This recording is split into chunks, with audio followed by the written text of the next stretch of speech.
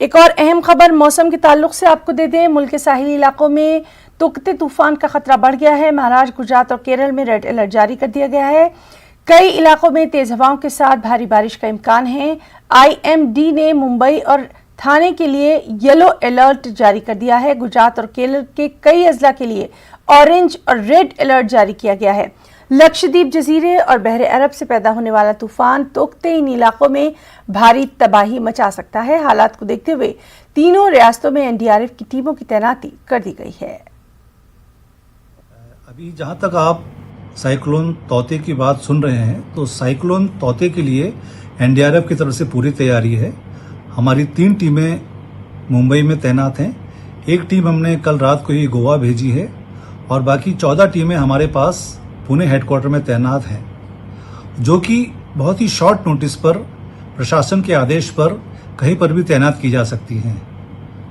अभी की स्थिति में तौते साइक्लोन मुंबई या महाराष्ट्र के वेस्ट कोस्ट से लगभग पश्चिमी दिशा में 250 से 300 किलोमीटर दूरी पर है और इसके महाराष्ट्र की तरफ आने की संभावना आज रात या कल सुबह के बाद ही होगी। लेकिन ये तूफान वेस्टर्न कोस्ट से काफ़ी दूरी पर है, इसी वजह से इसका इम्पैक्ट महाराष्ट्र पर और जो कोस्टल डिस्ट्रिक्ट्स हैं उसमें बहुत कम होगा।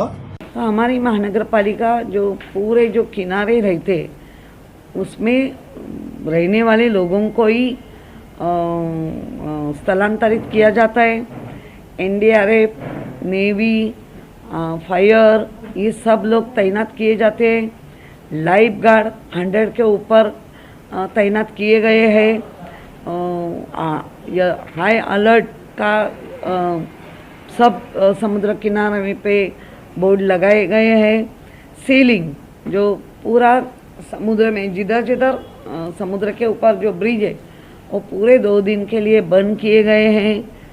और अपना जो कोविड सेंटर है उसके ICU बेड में रहने वाले पेशेंट जो चल सकते हैं उनको उतना नहीं, लेकिन ICU का है तो उनको स्थलांतरित करने का अभी मुलुंड जंबो सेंटर के जो है उनको स्थलांतरित कर रहे हैं हम। लक्षद्वीप के पास में जो कम दबाव का क्षेत्र बना था वो अभी और इंटेंसिफाई होकर अगले 24 घंटों में साइक्लोनिक स्टॉर्म करके बन जाएगा।